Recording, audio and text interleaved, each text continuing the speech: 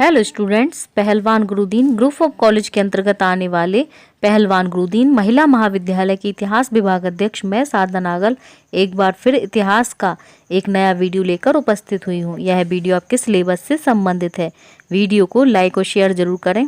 अपनी स्टडी को नियमित रखने के लिए पहलवान गुरुदीन के यूट्यूब चैनल को सब्सक्राइब करें और बेल आइकन दबाएं ताकि आपको नए वीडियो की नोटिफिकेशन मिलती रहे। इस वीडियो में मैं आपको लॉर्ड कॉर्नवालिस के पुलिस तथा जेल प्रशासन के बारे में बताऊंगी। पुलिस तथा जेल प्रशासन। न्यायालयों में सुधार के साथ कॉर्नवालिस ने पुलिस तथा जेल प्रशासन का भी सुधार किया। 1788 में उसने एक कमेटी नियुक्त की जिसकी रिपोर्ट पर उसने 1791 में पुलिस प्रशासन के नियमों का निर्माण किया।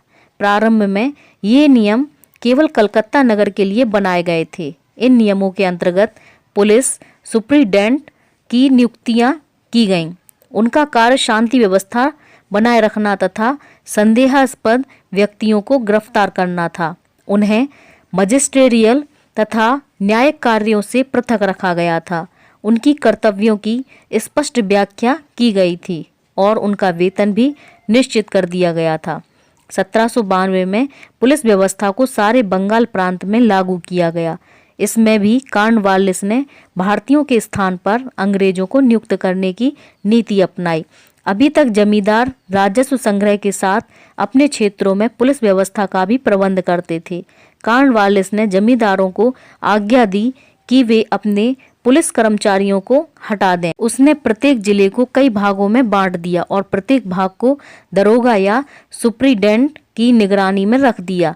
इन पर संपूर्ण जिले के लिए उसने कंपनी का एक प्रतिनिधि नियुक्त किया।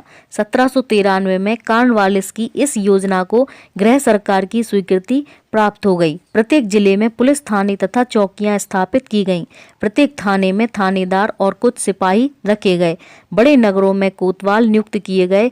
उनके नीचे थानेदार थे। थानेदारों को प्रोत्साहित करने के लिए चोरी के बरामद माल का 10% उसे देना निश्चित किया गया।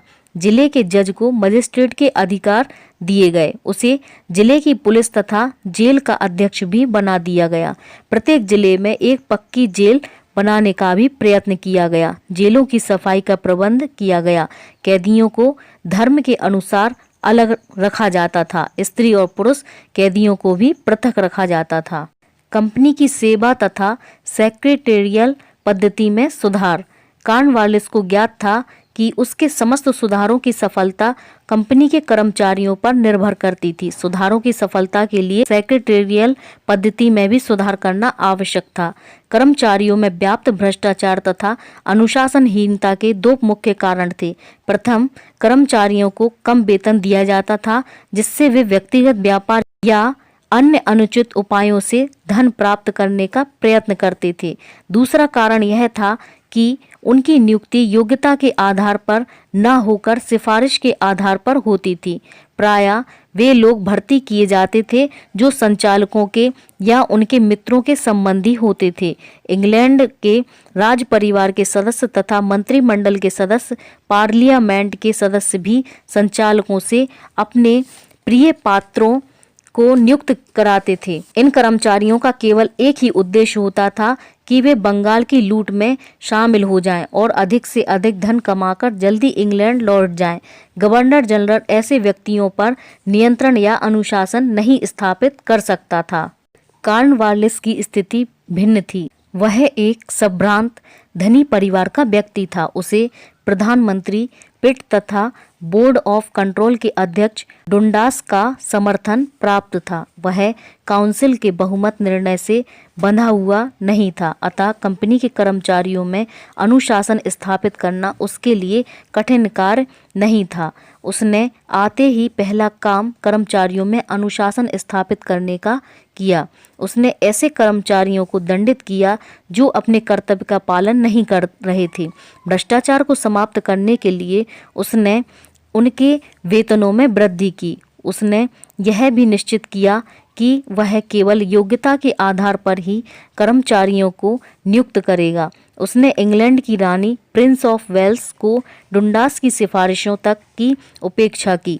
वह भारतीयों को उच्च पदों के लिए अयोग्य समझता था और उनकी निष्ठा पर विश्वास नहीं करता था। उसने यह नियम बना दिया कि 500 पाउंड या इससे अधिक वार्षिक वेतन के पदों पर भारतीयों को नियुक्त न किया जाए। उसके उत्तराधिकारियों ने उसके इस नियम का अक्षरांशः पालन किया। भारतीयों को उच्च पदों के लिए अयोग्य घोषित करने में कॉर्नवालिस का प्रजातीय अहंकार ही था। उस समय इंग्लैंड की सिविल सर्विस का भी नैतिक स्तर नीचा था और जो अंग्रेज अधिकारी भारत में नियुक्त किए गए उनका भी नैतिक स्तर नीचा था। वास्तव में कॉर्नवालिस भारतीयों का विरोधी था। प्रांतीय स्तर पर सुधार। जिला स्तर पर सुधार का कार्य 1786 से 1787 में पूरा हो गया था। इसके बाद कॉर्नवालिस ने प्रांतीय स्तर अर्थात प्रशासन के मुख्यालय में भी सुधार किए।